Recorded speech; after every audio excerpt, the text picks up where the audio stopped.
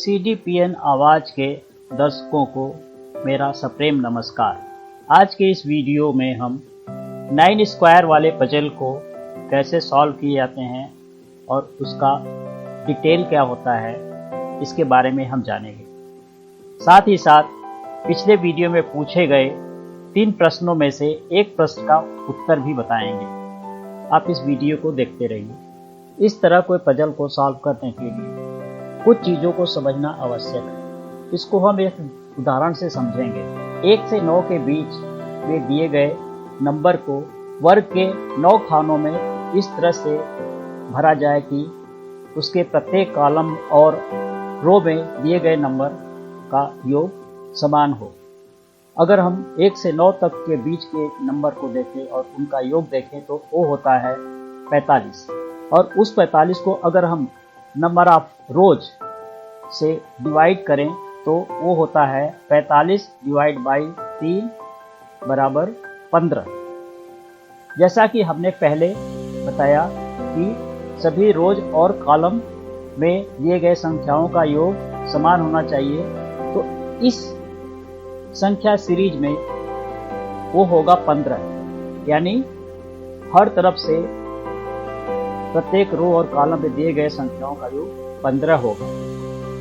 दूसरी संख्या के सेट में ये अलग होगा, इसे हम आगे देखेंगे। पहले हम इसको समझते हैं। अगर आप फिगर 1 में देखें तो पहले रो में नंबर हैं 1, 6 और 8, इनका योग होता है 15।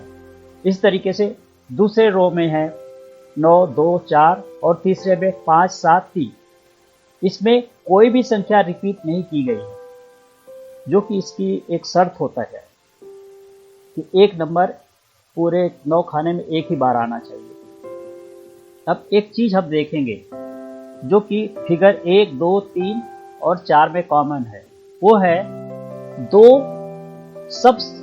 का सभी फिगर में सेंटर में है, लेकिन बाकी रो के दूसरे नंबर्स इधर से उधर चेंज हो रहे हैं। उदाहरण के लिए फिगर 1 और 4 को देखें तो कॉलम ए के नंबर कॉलम सी के नंबर से मैच होता है। इसी तरीके से फिगर 2 और 3 में देखें तो कॉलम सी कॉलम ए से मैच हो रहा है। तो इस तरीके से अलग अलग कॉम्बिनेशन बना करके अलग अलग पजल बना सकते हैं। अब फिगर 5 को देखें, इनमें भी 1 से 9 तक ही नंबर है, लेकिन इसके सेंटर में 5 है, लेकिन सेट्स ऑफ नंबर्स वही हैं और सभी कॉलम और रो में वही नंबर दिए गए हैं, सिर्फ उनके स्थान बदल गए हैं। उदाहरण के लिए अगर आप देखें रो 1 जिसमें 3, 5 और 7 दिया हुआ है, अब इसको फिगर 1 के रो 3 से मिलाकर देखें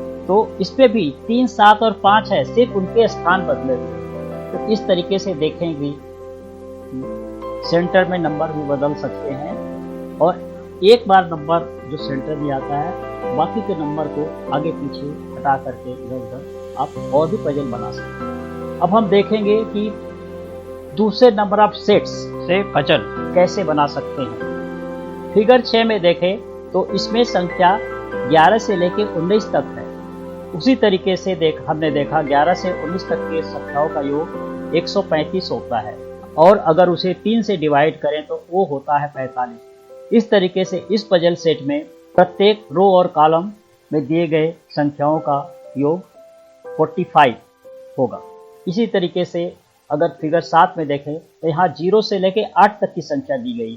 0 से 8 के बीच की संख्याओं का योग होता है 36, और अगर उसे हम 3 से डिवाइड करें तो वो होता है 12। हर रो और कॉलम में दिए हुए संख्याओं का योग 12 होगा। इन तीनों सेट जो हमने अभी आपको उदाहरण में दिखाया, उसमें एक चीज आपने देखा होगा कि दिए गए संख्याओं का योग को अगर हम 3 से डिवाइड करते हैं तो उसमें पूर्णांक नंबर आ रहे हैं, कोई फ्रैक्शन वाला नहीं है। फ्रैक्शन वाला होगा तो वह फिलअप नहीं कर पाएंगे।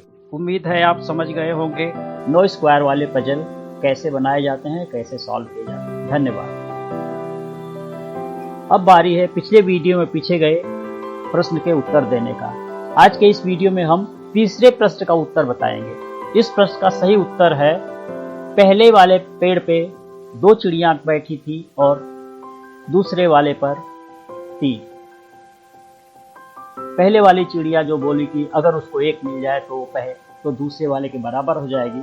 तो अगर 2 में 1 जोड़ते हैं तो वो 3 हो जाता है, जो कि दूसरे के बराबर होता है।